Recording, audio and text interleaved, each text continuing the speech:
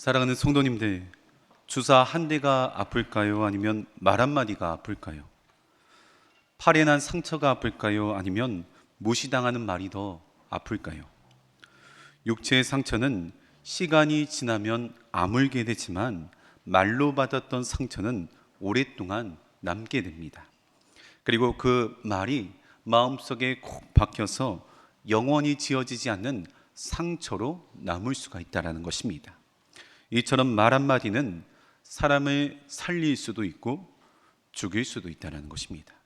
잠언 18장 21절 말씀 보시면 죽고 사는 것이 혀의 힘에 달렸나니, 예수님께서는 우리들의 죄를 위하여서 십자가 가운데 달려 돌아가셨습니다.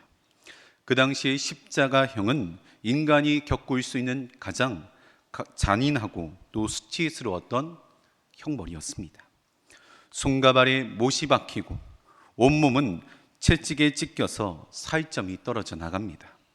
머리에는 가시 면류관을 쓰셨고 옆구리에는 창이 찔려서 물과 피를 쏟으셨습니다.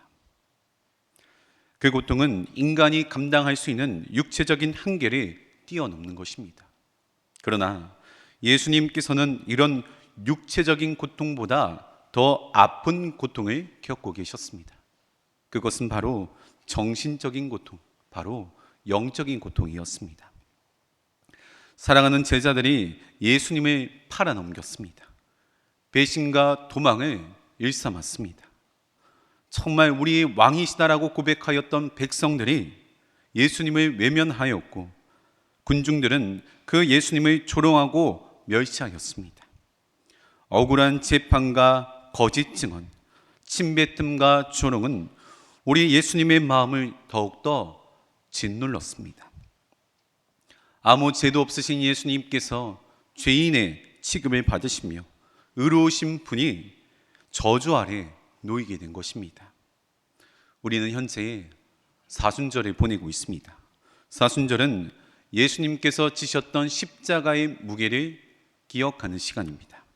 동시에 그 고통의 무게가 우리를 향한 사랑이었음을 다시 한 번 더 마음 깊이 새기는 시간입니다. 사순절 기간 동안 예수님의 십자가를 마음 깊이 간직하시며 또 기억하시면서 십자가의 길을 걸어가시는 저와 여러분 되시기를 간절히 축원합니다. 그런데 그 바로 십자가 위에 예수님만 계셨던 것이 아닙니다. 예수님 좌편과 우편에 두 강도가 놓여 있었습니다. 같은 형벌을 받았고 같은 고통을 겪었으며 같은 죽음의 위기 가운데 놓여 있었던 사람들입니다. 그들도 못이 박혔고 그들도 피 흘렸고 그들도 숨이 끊어지는 현장 한가운데 놓여 있었다라는 것입니다. 그런데 놀라운 것은 이 좌편과 우편에 있었던 강도의 반응이 완전히 상반되게 드러나는 것을 볼 수가 있습니다. 한 강도는 예수님을 조롱하였습니다. 너가 그리스도가 맞다면 너와 우리를 구원하여 보라. 극심한 고통 중에 있으면서도 그 입에서는 원망과 비웃음이 쏟아져 나왔습니다. 그러나 다른 한 강도는 전혀 다른 이야기를 하고 있습니다. 그는 먼저 동료들을 향하여서 꾸짖습니다. 너가 동일한 정죄를 받고서도 하나님을 두려워하지 않느냐. 그리고 이어서 이렇게 말합니다. 예수여, 예수님의 나라가 임하실 때 나를 기억하여 주십시오. 분명 이 둘은 같은 십자가에 매달려 있었고 같은 고통을 겪고 있었으며 같은 죽음의 순간이 맞이하고 있었지만 그들이 보였던 말과 태도는 전혀 달랐습니다. 이 차이는 결국 서로 다른 길을 이끌었고 그 길은 일시적인 결과가 아니라 영원을 가르는 결정이 되고 만 것입니다. 같은 십자가 아래 있었지만 이 말 한마디와 태도 하나의 차이로 영원히 갈라서게 된 것입니다. 그런데 이 장면은 단지 2000년 전의 이야기가 아닙니다. 십자가 좌편과 우편에 매달린 두 강도가 곧 우리들의 모습이라는 것입니다. 우리는 모두 십자가 앞에 서 있는 사람들입니다. 우리는 두 갈림길 가운데 놓여 있습니다. 조롱의 길을 선택할 것인지, 고백의 길을 선택할 것인지, 완고함의 길을 선택할 것인지, 회개의 길을 선택할 것인지, 이 두 가지의 갈림길 가운데 놓여 있는 것이 우리들의 모습이라는 것입니다. 그런데 이 두 갈림길 중에 어떤 길을 가겠습니까? 라고 물어본다면 우리는 주저없이 이렇게 말할 것입니다. 나는 회귀한 강도의 길을 가겠습니다. 나는 예수님을 끝까지 따라가겠습니다. 그러나 이 선택은 우리의 입술의 고백만으로 이루어지는 것이 아닙니다. 우리의 일상이 어떤 길을 걷고 있는 것인지, 우리의 삶은 어떤 삶을 살아내고 있는 것인지 반드시 점검하고 돌아봐야 하는 것입니다. 만일 내 삶의 고난이 찾아왔지만 원망의 말을 쏟고 있다면, 내 뜻대로 이루어지지 않을 그 순간 가운데 불평과 불만을 토로하고 있다면, 환경이 어려워질수록 우리 하나님만을 신뢰하기보다는 의심 가운데 자꾸만 서게 된다면, 여전히 우리는 완고한 마음을 가지고 예수님 앞에 회개하지 않은 강도의 길로 걸어 나아가고 있는 것입니다. 십자가는 오늘 우리에게 묻고 있습니다. 지금 너는 어느 편에 서 있는 것인가? 그리고 지금 너의 말과 태도는 어느 길로 향하고 있는 것인가? 사순절을 보내고 있는 이때 우리의 믿음을 정직하게 돌아보아야 합니다. 그리고 예수님의 십자가를 더욱 깊이 묵상하기를 바랍니다. 그렇다면 십자가에 달린 두 강도를 통하여서 우리는 무엇을 돌아보아야 하고 무엇을 점검해야 하는 것인지 오늘 말씀을 통하여서 영적인 교훈을 얻고 기도의 제목을 삼고자 합니다. 첫 번째로는 십자가는 마음의 중심이 드러나는 자리입니다. 십자가는 마음의 중심이 드러나는 자리입니다. 오늘 본문 39절과 40절 말씀 보시면, 달린 행악자 중 하나는 비방하여 이르되 내가 그리스도가 아니냐, 너와 우리를 구원하라 하되, 하나는 그 사람을 꾸짖어 이르되 내가 동일한 정죄를 받고서도 하나님을 두려워하지 아니하느냐. 두 강도는 같은 십자가 가운데 놓여 있습니다. 같은 고통을 당하였고, 같은 조롱을 당하였고, 같은 죽음의 순간을 직면하고 있습니다. 환경과 조건은 동일하다는 것입니다. 그러나 반응은 완전하게 달랐습니다. 저는 개인적으로 목사이기 때문에 임종 전에 성도님들이 마주할 때가 종종 있습니다. 가족분들 중에서 임종 전에 와서 예배를 드려달라고 요청하시기 때문입니다. 임종 전에 예배를 드리다 보면은 매우 엄숙한 순간이 마주할 때가 있습니다. 죽음을 앞둔 자리에서 복음을 증거하고, 예수님께서 십자가로 인하여서 우리의 모든 죄가 사여지며 구원받았고, 또 그것을 증거하면서 영접 기도까지 인도합니다. 이때 두 가지의 모습으로 완전하게 극명하게 나뉘는 모습을 들여다볼 수 있습니다. 우리는 죄인입니다. 그러나 예수님께서 십자가에서 이 모든 죄악들을 용서하여 주셨습니다. 지금 그 예수님을 구주로 영접하시겠습니까? 이렇게 물어보면은 어떤 분들은 지그시 눈물을 흘리시면서 고개를 끄덕거리십니다. 자신의 죄를 인정하는 것이며 십자가의 은혜를 의지하고 있는 것이며, 마지막 온 힘을 다하여서 입술 가운데 어떠한 말소리도 나오지 않는 그 순간 가운데 조용하게 아멘, 눈빛이 달라지고 얼굴에 평안이 찾아온 모습을 들여다볼 수 있습니다. 그러나 어떤 분은 완고하게 이 순간에도 거부를 하십니다. 여전히 마음의 문은 꽉 닫혀 있고 침묵을 하거나 심지어는 고개를 반대편으로 돌리시는 분들도 있다라는 것입니다. 죽음이 가까이 왔음에도 십자가를 받아들이지 못하는 것입니다. 같은 죽음의 자리, 같은 복음, 같은 겉면을 들였음에도 불구하고 여전히 다른 선택을 한다라는 것입니다. 임종 앞에서라도 십자가를 좀 바라보면 좋으련만, 예수님을 영접하면 좋으련만 마지막 순간까지 예수님을 부인하는 사람들이 있습니다. 이 모습은 오늘 말씀에 나오는 두 강도를 떠올리게 합니다. 같은 것을 보았고 다른 반응을 하였습니다. 십자가 위에서도 난이 없고 임종의 자리에서도 난입니다. 결국 이것은 환경의 문제가 아니라 우리 마음밭의 문제다라는 것입니다. 마음이 무엇을 심어 두었는지에 따라서 삶의 결론이 바뀌게 됩니다. 마음에 콩을 심었으면 콩이 자라납니다. 마음에 팥을 심었으면 팥이 자라나는 것입니다. 다른 열매는 기대할 수 없습니다. 심은 대로 거두는 것이 삶의 질서인 것입니다. 믿음을 심어온 사람에게는 믿음의 고백이 입술 가운데 나올 것이며, 원망의 말을 내뱉었던 자에게는 원망의 입술이 고백되어질 것입니다. 감사가 쌓인 사람은 고난 중에도 감사할 일들이 찾아 나아갈 것이며, 불평이 쌓인 사람에게는 은혜 중에서도 불평과 불만을 토로해 나갈 것입니다. 죽음은 우리 모두에게 찾아옵니다. 그러므로 십자가 앞에 서지 않는 사람은 단 한 사람도 없다라는 것입니다. 모든 사람이 주님 앞에 서게 되는 그날이 반드시 오게 될 것입니다. 그때 우리 마음의 중심이 그대로 우리 하나님 앞에 드러나게 됩니다. 그때는 내가 가지고 있는 지위도, 내가 가지고 있는 재산도, 내가 가지고 있는 명예도 아무런 힘이 없습니다.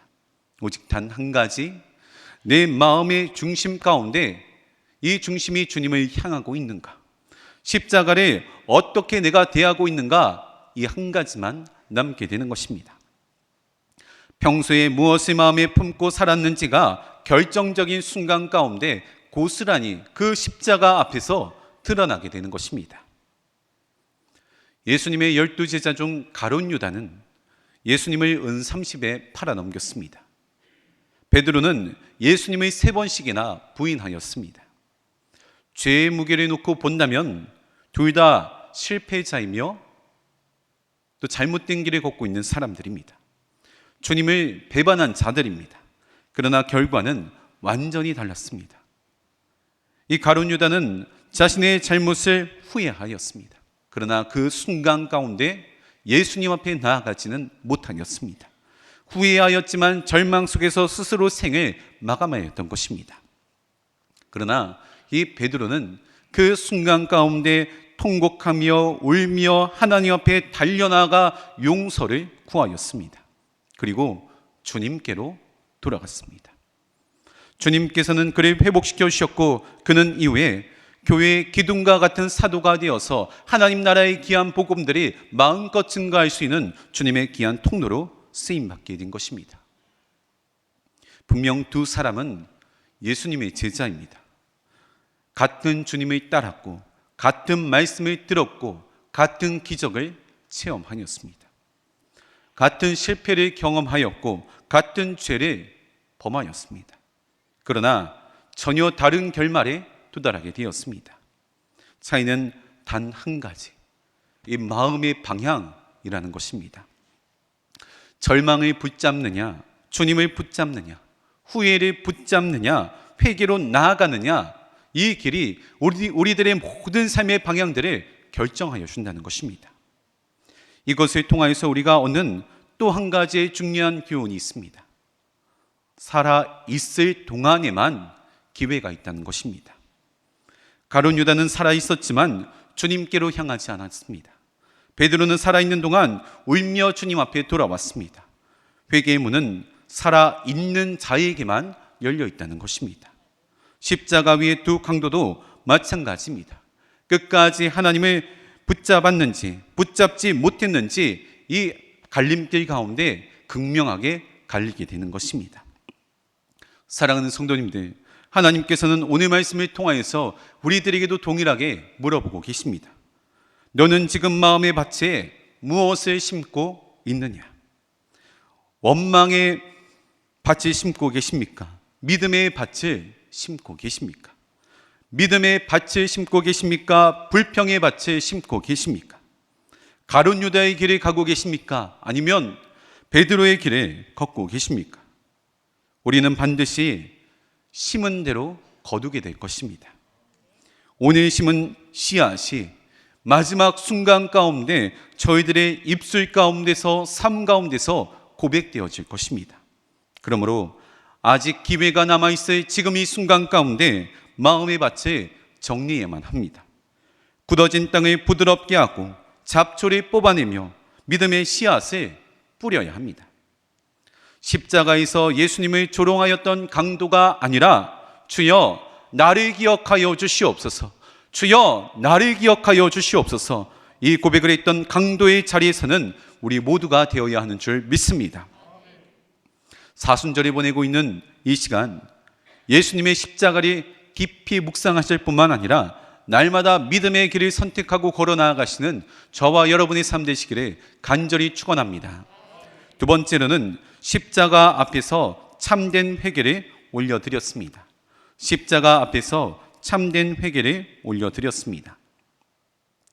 41절 말씀 보시면 우리는 우리가 행한 일에 상당한 봉을 받은 것이니 이에 당연하거니와 이 사람이 행한 것은 옳지 않는 것이 없느니라 하고, 많은 사람들이 십자가에서 회개하였던 강도들을 바라보면서 또한 회개하지 않은 강도를 바라보면서 나도 세상에서 내 마음대로 살다가 마지막 순간 가운데 회개하면 되겠다라는 이런 생각들을 가지고 살아갑니다.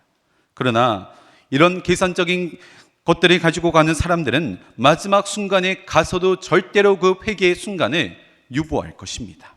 또한 마지막 순간에 강도와 같이 예수님을 믿을 수 있는 기회가 주어지는 것은 아니다라는 것입니다. 그 마지막 순간 내 의식에 또렷이 남아 있을지, 그 마지막 순간 복음을 들을 수 있는 기회가 있을지, 그 마지막 순간 내 마음문이 부드러워져서 그 예수님의 말씀을 받아들일 수 있을지 우리는 알 수 없습니다. 누가복음 16장 말씀을 보시면 부자와 거지 나사로에 대한 이야기가 등장합니다. 부자는 살아있을 동안에 예수님을 찾지 않았습니다. 자신의 삶을 즐기며 살아갔습니다. 매일같이 구걸하는 거지 나사로를 보면서 회개할 수 있는 기회가 있었지만 전혀 신경 쓰지 않고 살아갔습니다. 그러나 죽은 이후에 고통의 자리 가운데 떨어지게 되자 뒤늦게 간절하게 간곡하며 부탁합니다.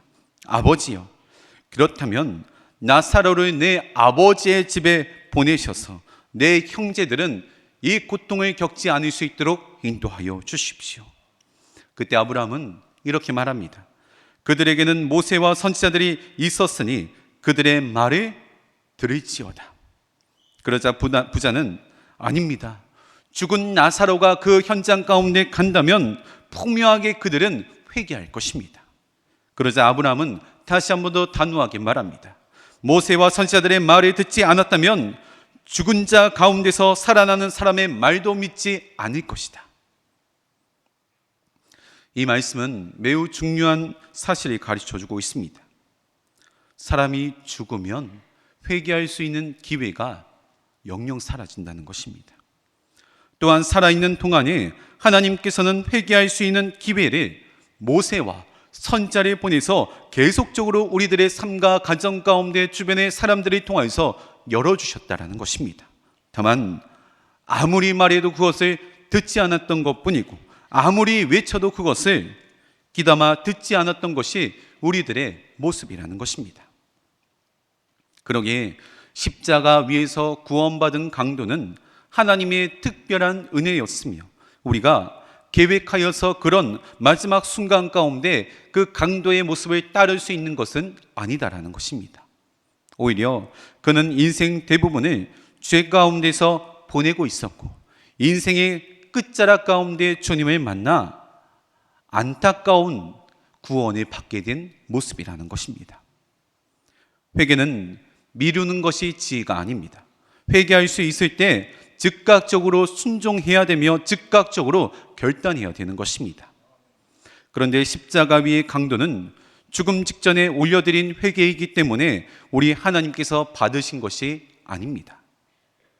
이 참된 회개를 하나님 앞에 올려드렸기 때문에 이 강도가 마지막 순간 가운데 구원받을 수 있었던 것입니다. 그는 가장 먼저 자신의 죄를 인정하였습니다. 우리는 우리의 행한 일에 상당한 보응을 받는 것이라.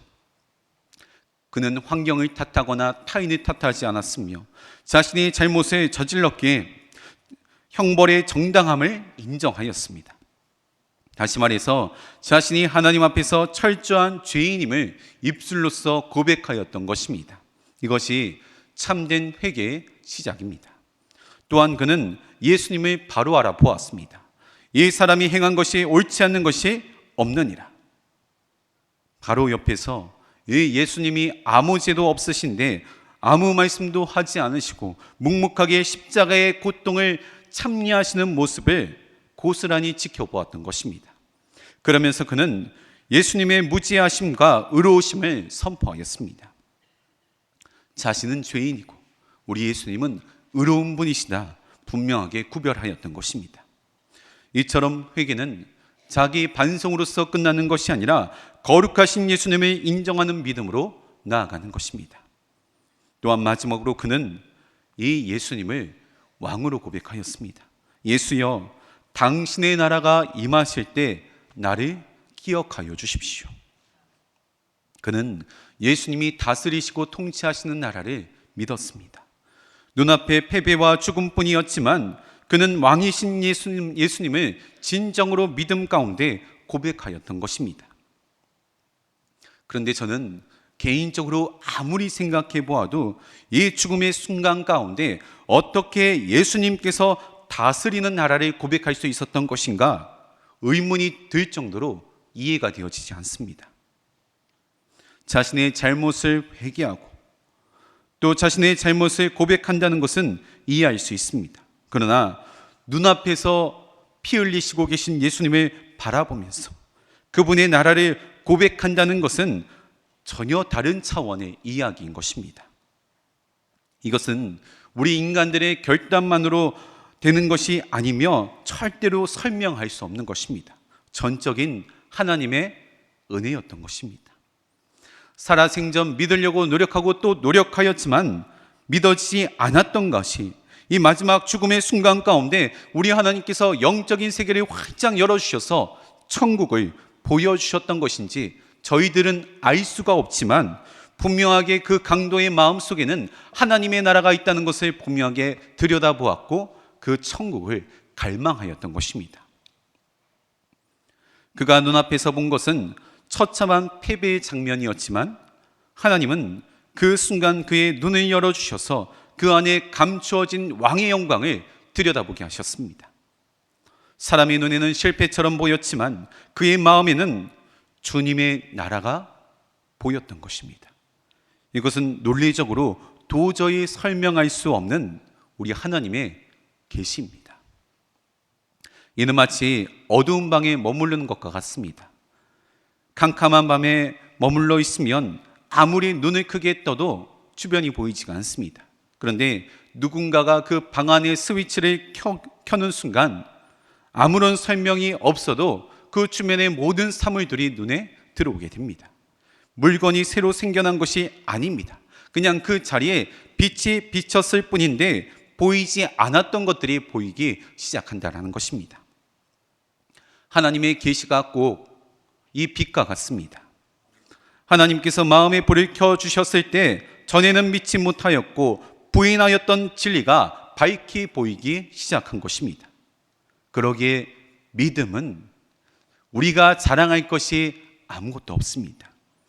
내가 잘 믿기 때문에 지금 이 자리에 앉아 있는 것이 아니라 하나님께서 우리들의 마음 가운데 찾아오셔서 보여주시고 들려주시고 깨닫게 하여 주셨기 때문에 지금 이 믿음을 가지고 이 자리에 앉아 있을 수 있는 것입니다. 동시에 이것은 두려운 이야기이기도 합니다. 지금은 믿을 수 있는 때이기 때문에 저희들이 그 예수님을 영접할 수가 있습니다. 오늘은 마음이 열려 있기 때문에 그 십자가가 선명해져 있기 때문에 응답할 수 있는 것입니다. 믿음은 내 안에서 만들어내는 결심이 아니라 하나님께서 열어주셨을 때 붙잡는 순종입니다. 십자가에 달린 강도는 단지 회개할 수 있는 기회가 찾아왔을 때 그것을 붙잡았고 마음 깊은 곳에서 진실된 회개가 터져나왔던 것입니다. 그러자 하나님께서는 비록 눈앞의 상황은 비참하고 참담하였지만 그 속에서 하나님의 나라를 들여다볼 수 있게 하였던 것입니다. 비록 천국에 가게 된다면 이 강도는 부끄러운 구원을 받을 것이지만 그래도 그 마지막 순간의 선택으로 인하여서 영원한 하나님 나라에 들어갈 수 있는 은혜를 누릴 수 있게 된 것입니다. 사랑하는 성도님들, 지금은 우리에게 구원이 문이 열려 있기 때문에 회개할 수 있는 것입니다. 지금은 우리가 지금 살아있기 때문에 하나님의 나라에 들어갈 수 있는 기회가 주어져 있습니다. 그러나 곧 캄캄한 어둠이 찾아올 것입니다.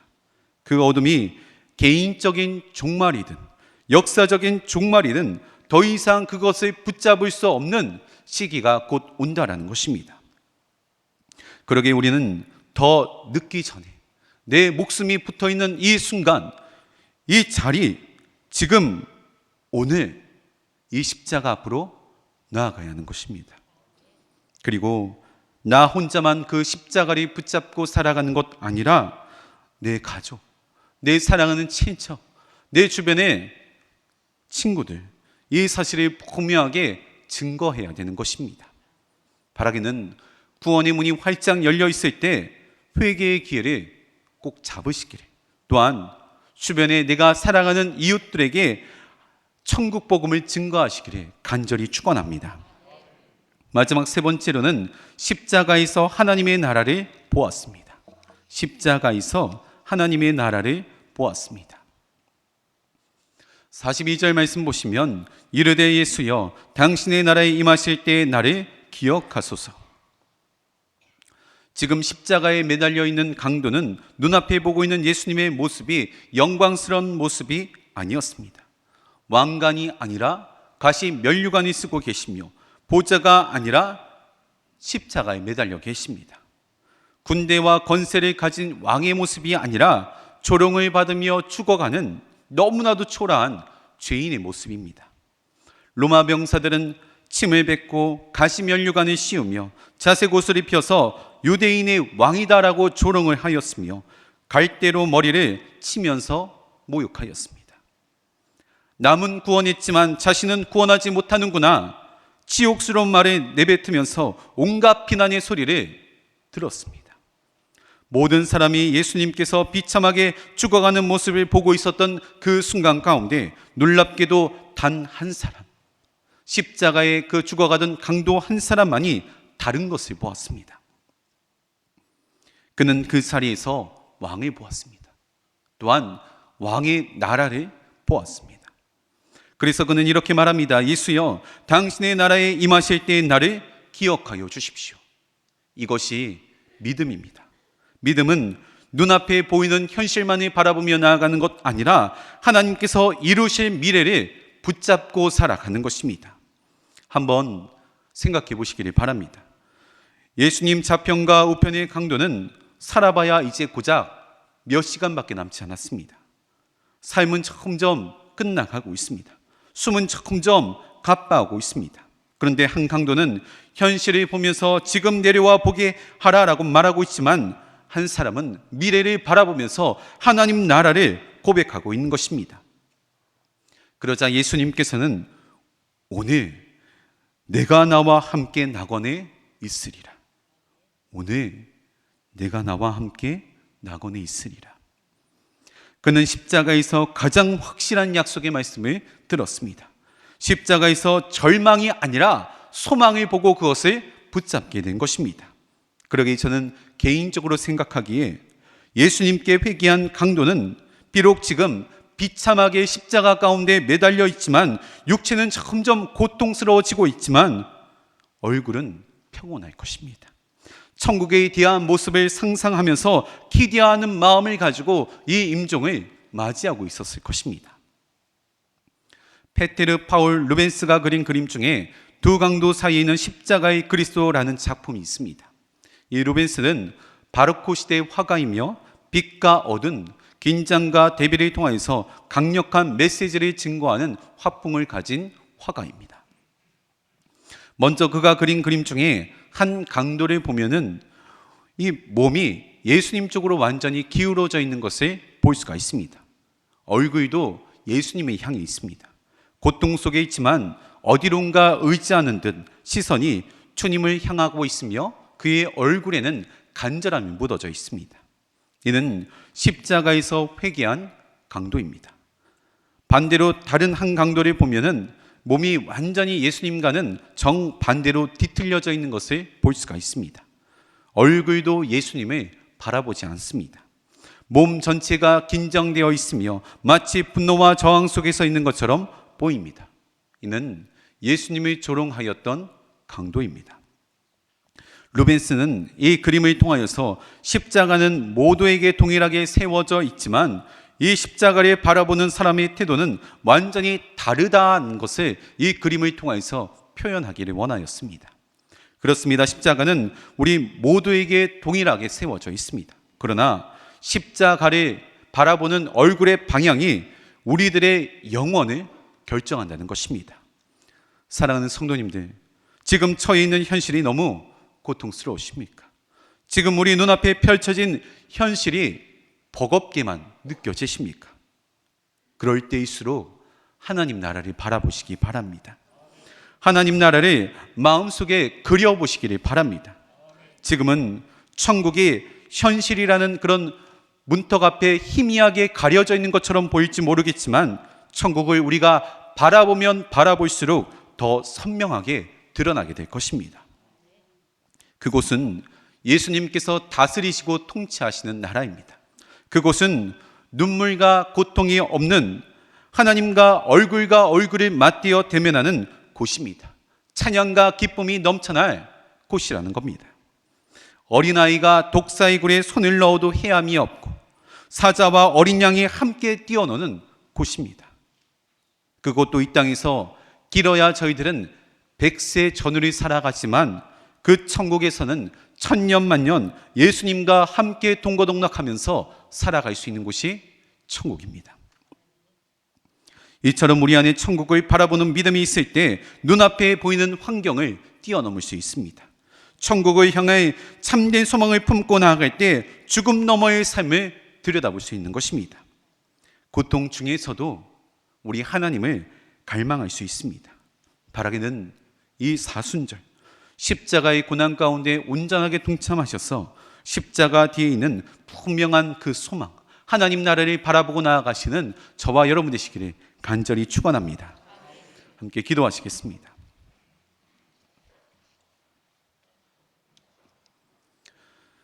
우리의 죄를 위하여서 친히 자신의 아들까지 내어주신 하나님 아버지, 날마다 하나님께서 베풀어 주신 사랑과 은혜를 기억하는 삶 살게 하여 주시옵소서. 아무 죄도 없으신 예수님께서는 우리들의 죄를 없애주기 위하여서 손과 발에 못이 박히고 온몸에 채찍으로서 살점이 떨어져 나가시며 머리는 가시 면류관을 쓰시고 옆구리는 창에 찔려 물과 피를 쏟으신 예수님을 이 사순절 기간 동안 깊이 묵상할 수 있는 믿음되게 인도하여 주시옵소서. 하지만 이런 육체적인 고통보다 제자들의 배신과 도망, 군중들의 조롱과 멸시가 우리 예수님의 마음을 더욱더 아프게 하였음을 기억하게 하시며 더 이상 예수님의 마음을 아프지 않게 하는 주님의 자녀 될 수 있도록 인도하여 주시옵소서. 특별히 십자가 위에 달렸던 두 강도는 같은 고통과 같은 조롱과 같은 죽음의 순간을 지나고 있음에도 각각 다른 반응을 하였습니다. 혹여나 우리의 마음밭에 연약한 모습들이 있다면 이 시간 십자가 앞에 다 내려놓게 하시고 십자가 앞에서 참된 회개를 올려드릴 수 있는 믿음의 삶 살아갈 수 있도록 인도하여 주시옵소서. 또한 하나님의 나라를 온전하게 바라볼 수 있는 눈과 귀를 허락하여 주셔서 지금 당하고 있는 고통과 절망의 순간에 뛰어넘어 하나님께서 걸어가셨던 그 십자가의 길을 묵묵하게 걸어갈 수 있는 우리 모두가 될 수 있도록 인도하여 주시옵소서. 우리를 구원하여 주신 우리 주 예수 그리스도의 이름으로 기도하옵나이다. 아멘.